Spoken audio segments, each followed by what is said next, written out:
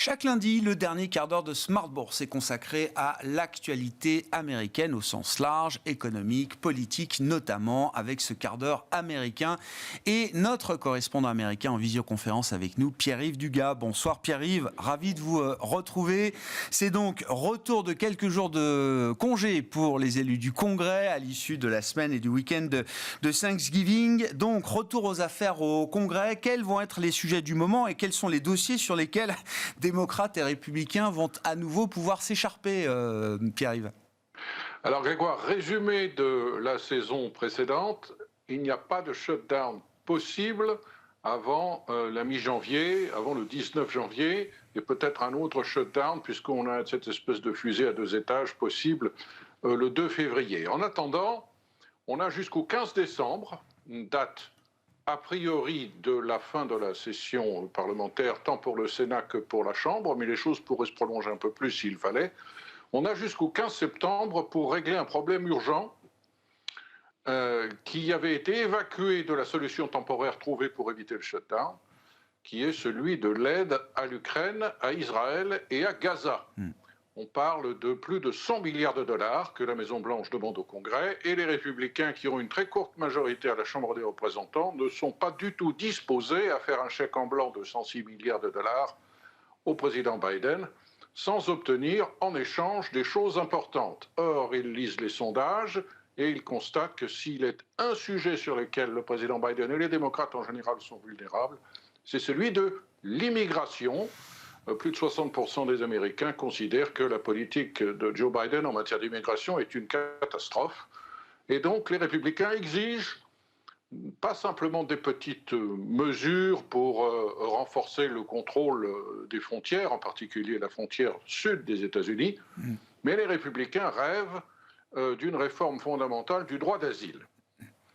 Ça va être très difficile à obtenir parce qu'on s'écharpe sur cette question depuis 10 ans et nous n'avons que jusque donc au 15 décembre pour régler cette affaire. Pour vous donner une idée de l'état d'inquiétude, pas simplement des nationalistes trumpistes de la droite des républicains, mais aussi des centristes démocrates sur cette affaire, c'est qu'au cours de l'automne, c'est plus de 8000 illégaux qui étaient arrêtés tous les jours. Plus de 8000 illégaux arrêtés tous les jours à la frontière sud des États-Unis.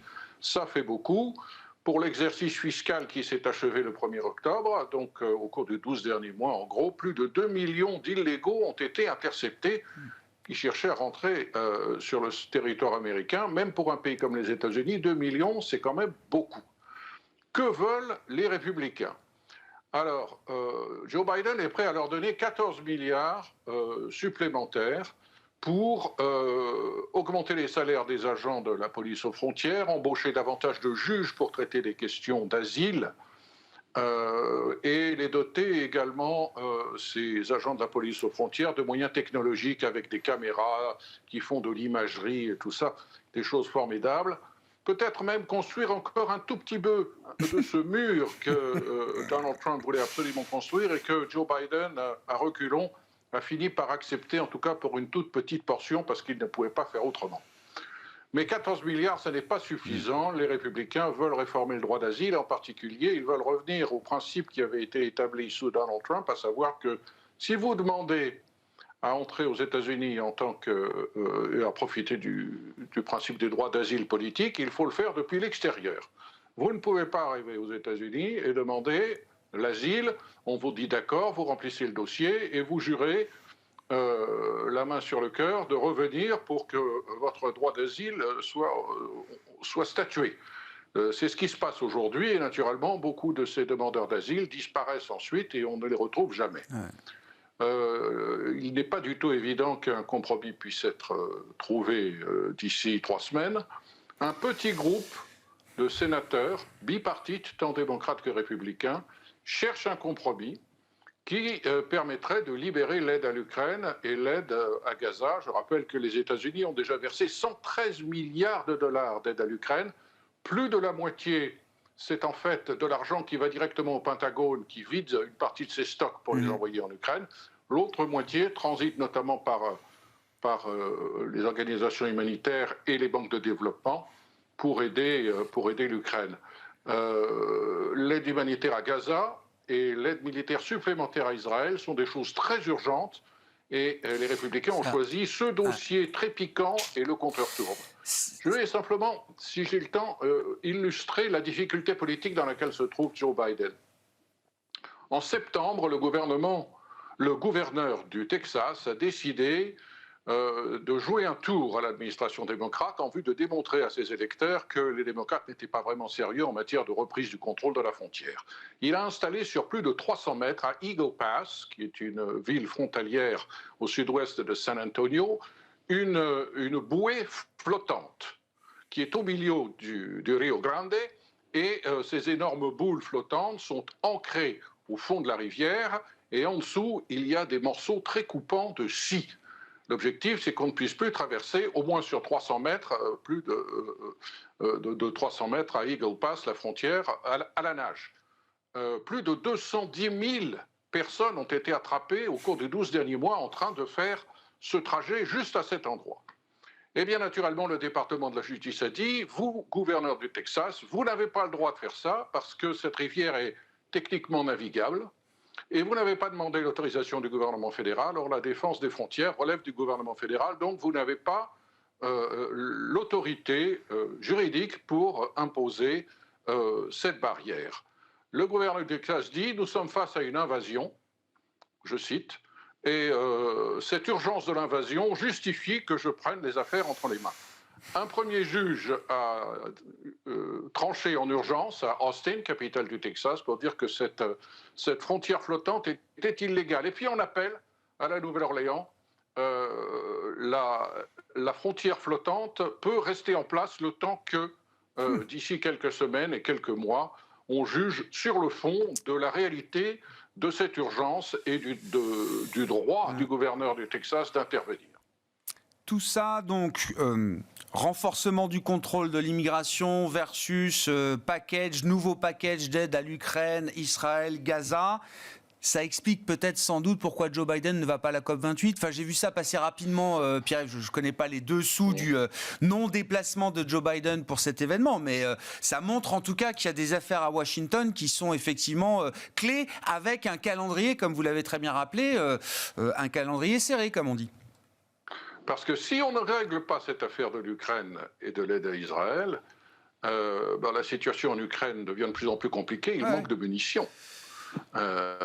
Donc c'est un problème. Et puis, nous allons retomber sur la première date butoir du 19 janvier, qui risque de nous provoquer un shutdown, totalement indépendamment de cette affaire de l'immigration. Et sur cet autre shutdown possible, début février, c'est pas le moment de partir, surtout pour un président qui vient de fêter ses 81 ans et qui constate dans les sondages, il vient d'ailleurs de refuser de répondre à la question à ce propos, qui constate que sa popularité est au plus bas, il est en dessous de 40%. 3 minutes pour évoquer la possibilité de Nikki Haley pour les primaires républicaines, Pierre-Yves. On a déjà parlé avec vous de Nikki Haley. Il faut peut-être la resituer un petit peu dans le paysage. Et quand je dis possibilité d'exister à côté de Donald Trump. Elle est issue de l'immigration. Ses parents étaient indiens du Punjab. Elle est née en Caroline du Sud en 1972. Elle a été élue locale. Elle a été ambassadrice des États-Unis aux Nations Unies sous Donald Trump de manière assez efficace, sans se disputer avec Donald Trump, ce qui n'était pas facile. Et aujourd'hui, on constate que ce serait... Enfin, on constate.